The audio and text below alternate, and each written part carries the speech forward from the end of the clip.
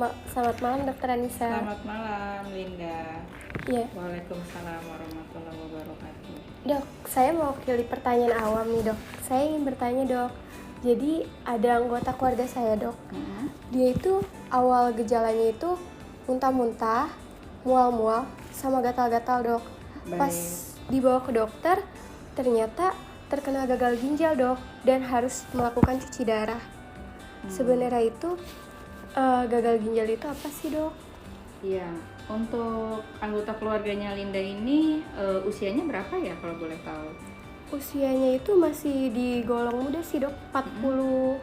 40-an ya? Iya, Dok. Kemudian apakah ada penyakit yang diketahui sebelumnya sebelum dia didiagnosis gagal ginjal itu seperti darah tinggi atau diabetes dan tekanan darahnya pernah tinggi? Sempat tinggi, Dok. Oh iya, berapa paling tingginya? Paling tingginya itu 160, Dok. Baik, tapi mungkin belum mengkonsumsi obat secara teratur ya? Iya, Dok. Iya, baik.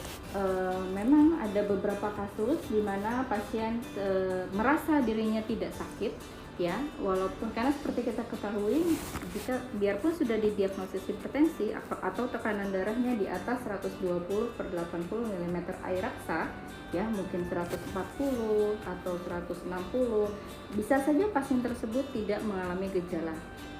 Tidak ada pusing, tidak ada nyeri dada, tidak ada yang harusnya pada beberapa pasien ada yang dirasakan gejala tersebut jika tekanan darahnya tinggi, nyeri di belakang kepala atau tengkuk, kadang dada terasa sesak, ya, atau mata terasa kabur, atau bisa juga kadang telinga mengalami gangguan pendengaran.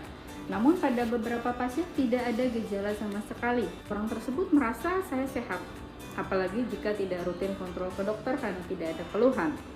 Nah, dan begitu juga jika ada sakit gula yang tidak diobati dengan benar. Seperti kita ketahui, penyebab tersering gangguan ginjal, ya, adalah atau penyakit ginjal kronik paling sering adalah hipertensi, diabetes, selain infeksi pyelonefritis, batu, dan autoimun, ya. Nah, jadi tahu-tahu sudah terkena ginjal, ya, tidak pernah check up fungsi ginjalnya, ureum kreatininnya berapa, itu yang kita cek paling umum, ya, walaupun ada pemeriksaan lainnya seperti cystatin C maupun urinalisis, USG abdomen atau USG ginjal. Paling mudah, paling murah ada di mana saja adalah pemeriksaan ureum kreatinin. Saat sudah mengalami gangguan ginjal yang kita ketahui ada 5 tahap, 1, 2, 3, mungkin tidak ada keluhan. Begitu mulai ke end-stage renal disease atau penyakit ginjal kronik tahap akhir, ya, mulai ke stadium 4-5, nah itu sudah mulai dirasakan mudah lelah, suka gatal-gatal, dan sering mual karena peningkatan produk metabolit atau ureum yang bikin mual. Jadi fungsi ginjalnya sudah terganggu, ureum atau sisa produk metabolit tubuhnya tidak bisa dibuang oleh ginjal, walaupun masih ada urin. Dok, urin saya biasa kok, banyak keluar, tapi tidak berfungsi dengan baik, ya, hanya airnya tapi ureumnya tetap tinggi. Nah, akhirnya ureum yang dalam darah banyak disebut sebagai uremia. Nah, uremia itu akan menyebabkan mual-mual yang tadi dan muntah-muntah yang mungkin tadinya disangka hanya salah makan atau penyakit mah. Gatal-gatal juga itu penumpukan dari racun yang tidak keluar, ya, dari darah, dan sehingga menyebabkan kulitnya gatal. Nah, akhirnya begitu ke dokter dicek ureum kreatininnya tinggi, sudah sangat tinggi dengan kreatinin di atas 10, biasanya disarankan untuk dilakukan tindakan membuang ureum dan kreatinnya tersebut dengan hemodialisis atau secara awam dikatakan cuci darah. Kira-kira demikian. Kenapa sih, Dok, zaman sekarang itu banyak sekali orang yang terkena penyakit gagal ginjal? Dan ciri-cirinya itu seperti apa ya, Dok?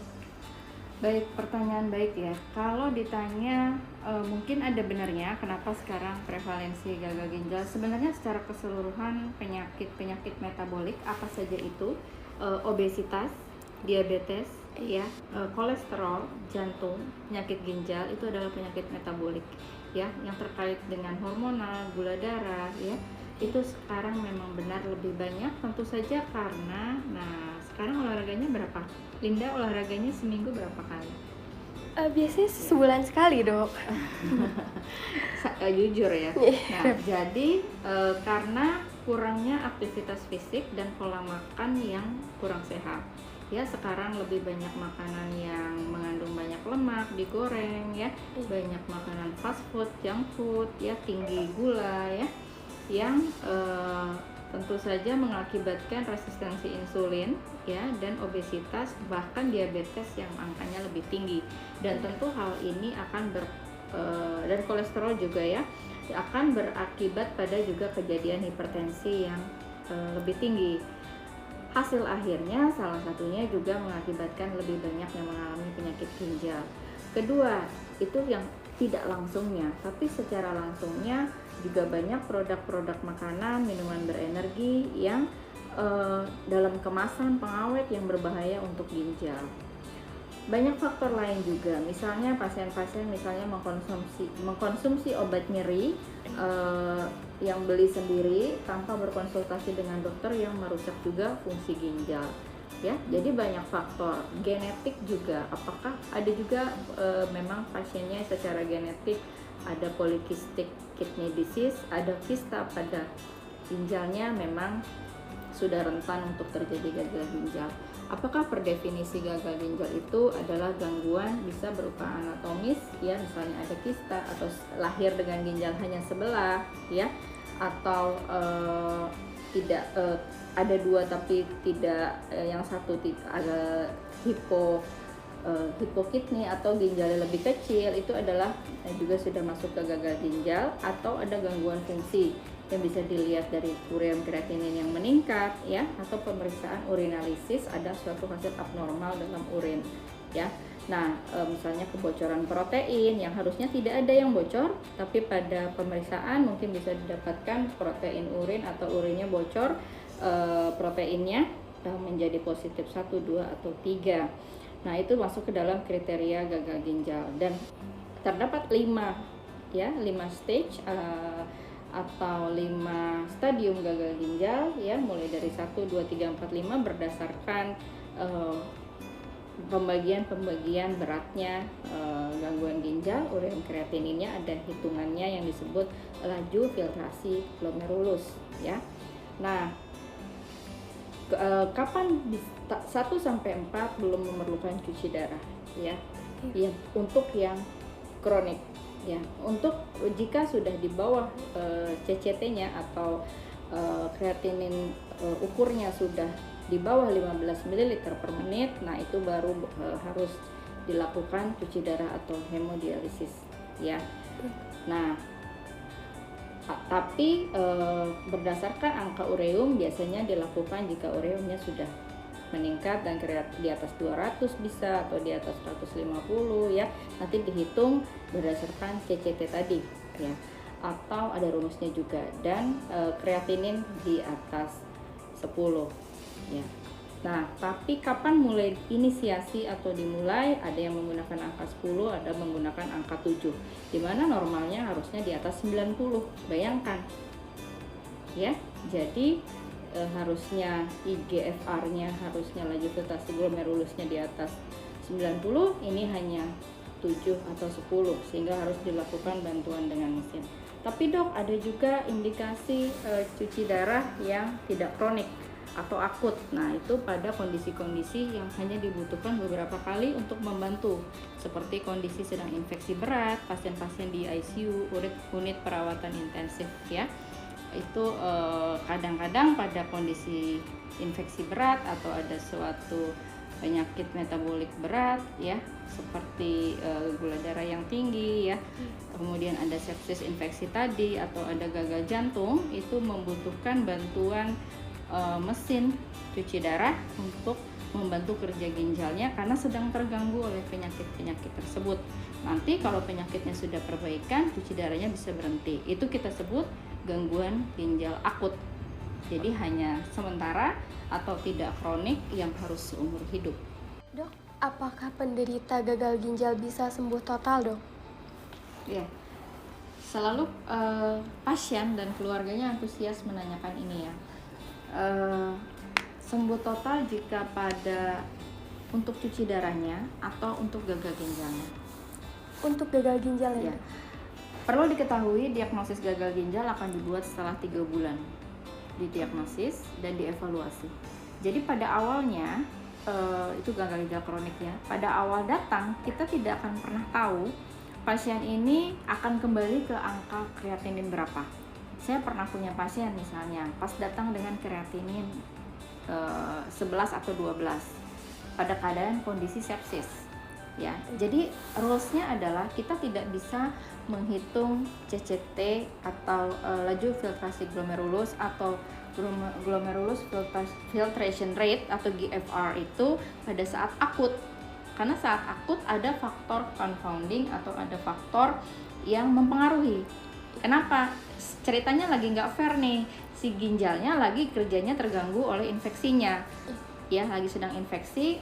Jadi sakit utamanya sebenarnya infeksi, tapi karena infeksinya berat, laju aliran darah ya, atau kita sebutnya perfusi ke ginjalnya dikurangin, jadi lagi dikasih oksigennya kurang, kasih darah alirannya kurang, ya dia kerjanya menurun dong. Itu yang kita sebut gangguan ginjal akut. Nah, sehingga kalau kita ukur dia lagi ada stres infeksi, sehingga akan rendah kinerjanya dia yang kita sebut si laju filtrasi glomerulus tersebut, sehingga itu bukan gagal ginjal kronik tapi gagal ginjal akut. Nah, kita akan tahunya setelah kita terapi, kita obatin penyakit infeksinya, baru dia kembali. Pernah pasien saya itu dari 12 ya atau 11 dia menjadi 2, sehingga dia perbaikan jauh gagal ginjal kroniknya. Sehingga dia gagal ginjal kroniknya bukan stadium 4. Padahal kalau kita hitung CCT-nya yang pertama kreatinin 13, pasti itu sudah masuk ke stadium 5. Tapi kembali lagi rules-nya kita tidak bisa menghitung saat, tidak diperbolehkan menghitung pada saat dia akut. Jadi tunggu dia stabil 2 kali pengukuran. Ya, ngerti ya? Nah, jadi saat dia sudah faktor resiko penyebab utamanya dia mengalami gangguan diperbaiki, baru kita tahu dia bisa kembali ke baseline-nya berapa. Kalau baseline-nya ternyata 2, ya itu kan kira-kira memang sudah stadium 2 ya. Beda-beda berdasarkan hitungan kalkulatornya dari jenis kelamin dan berat badan ya. Nah, tapi jika tapi itu masuk stadium 2 kan tidak perlu cuci darah. Oke, dia jadi gagal ginjal dari yang 5 ke 2, tetap gagal ginjal tapi tidak membutuhkan cuci darah. Sehingga definisi terus harus apa dok? Ya paling minum vitamin ginjal aja. Jadi definisi sembuh di sini bisa pada kondisi yang seperti demikian. Tapi andai kata jika setelah 3 bulan dia tidak turun-turun kreatininnya dan terus sehingga terus membutuhkan cuci darah, barulah itu didiagnosis sebagai gagal ginjal yang memang stadium 5 ya. Atau tadinya datang dengan ada batu, setelah batu ditanganin ya, batunya lakukan tindakan oleh dokter bedah atau urologi, ternyata batunya bisa tertangani, bisa keluar atau dilakukan operasi atau SWL ya, itu ditangani batunya, bisa kreatininnya perbaikan, bahkan bisa sampai misalnya normal sepenuhnya ya, dari yang tadinya mungkin 4, 5 ya. Nah, itu kadang-kadang pun sebelum tindakan dilakukan cuci darah dulu, tapi setelah tindakan dia batunya diperbaiki bisa sampai sembuh normal, itu ada juga. Tapi kalau tidak bisa ya berarti itu memang harus dengan terapi pengganti ginjal yang mesin, atau bisa dilakukan nantinya karena kalau awal kan tetap harus mesin dulu ya cuci darah, bisa dilakukan transplantasi. Ada tidak dok pencegahan agar tidak terkena penyakit gagal ginjal? Ya, pertanyaan yang sangat baik ya. Khusus untuk penyakit gagal ginjal, karena tadi sudah kita bahas tidak bergejala. Tahu-tahu pas bergejala sudah hebat, sudah stadium 5 baru gejala, sehingga sudah harus cuci darah baru bergejala. Maka sangat penting adalah selalu pada orang-orang yang beresiko selalu hati-hati dan selalu memeriksakan check up rutin ya, mungkin setahun sekali, kalau masih muda mungkin di bawah 30 tahun mungkin 3 tahun sekali ya, fungsi ginjalnya apa saja ya, tadi fungsi ginjal ureum kreatinin ya, busa yang lebih baik juga dengan cystatin C, kemudian laju filtrasi glomerulus pemeriksaan urinalisis ya, sangat mudah, sangat gampang, di puskesmas pun ada ya, bahkan dijamin oleh pemerintah ya. Dan pemeriksaan USG ginjal. Nah, kemudian tentu saja yang harus dilakukan untuk mencegah apa? Gaya hidup sehat ya. Apa saja? Ya, tentu saja makan makanan yang sehat ya. Jangan kemasan-kemasan yang mengandung garam yang tinggi, pengawet, fosfat, natrium yang tinggi dan sebagainya. Kemudian banyak mengkonsumsi sayur-sayuran, tidak usah takut asam urat ya, karena banyak sayuran-sayuran lain yang sehat dan baik untuk dikonsumsi tanpa meninggikan kadar asam urat. Yang tidak boleh terlalu banyak asam dan asam uratnya tinggi hanya kacang panjang ya, kemudian kangkung, brokoli. Jadi taman brokoli sehat, cuman jangan terlalu banyak ya. Selain itu bisa seperti yang di salad ya, lettuce, salada itu sangat baik untuk kesehatan, bahkan juga untuk kesehatan ginjal. Kemudian kurangi konsumsi gula untuk tidak menyebabkan obesitas, berat badan berlebih, dan resistensi insulin yang juga akan mengakibatkan gangguan ginjal. Kemudian tidurlah yang cukup, karena ketahuilah tidur yang kurang akan meningkatkan kadar adrenalin Anda dan mengakibatkan hipertensi, obesitas, bahkan kolesterol tinggi bisa diakibatkan oleh kurangnya tidur ya. Begitu pentingnya tidur 7-8 jam per hari. Pada malam hari silahkan berhenti merokok dan tidak mengkonsumsi alkohol. Selain harus cukup tidur, stres juga akan meningkatkan kadar adrenalin dan juga mengakibatkan gangguan kesehatan. Nah, bagaimana pada pasien-pasien yang sudah memiliki penyakit diabetes, hipertensi, dan kolesterol? Maka harus diturunkan kadar tekanan darahnya pada mencapai target. Karena banyak pasien yang sudah mengkonsumsi obat tekanan darah tapi tidak mencapai target. Berapa targetnya? Kurang dari 130/80 atau bisa lebih rendah jika memang rekomendasi dokter ya. Kemudian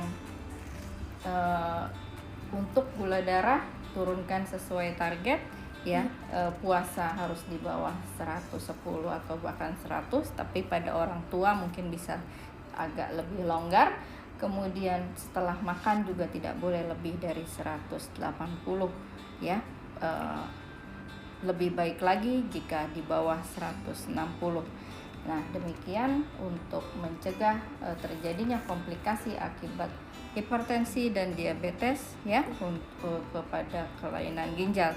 Karena kenapa? Jika gulanya buruk dan tekanan darahnya buruk, maka pembuluh darah yang kecil-kecil di ginjal ya akan rusak, sehingga akan terjadi nefropati, hipertensi, dan nefropati diabetes yang akan menyebabkan gangguan ginjal kronik ya.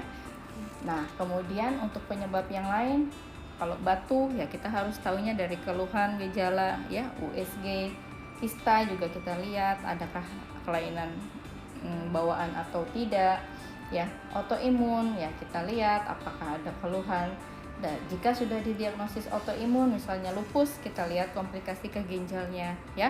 Adakah kebocoran protein pada pemeriksaan yang sangat simpel dan praktis, mudah, murah atau gratis ya, dengan urinalisis. Demikian dari saya, selamat malam, salam sehat, dan sampai jumpa pada topik-topik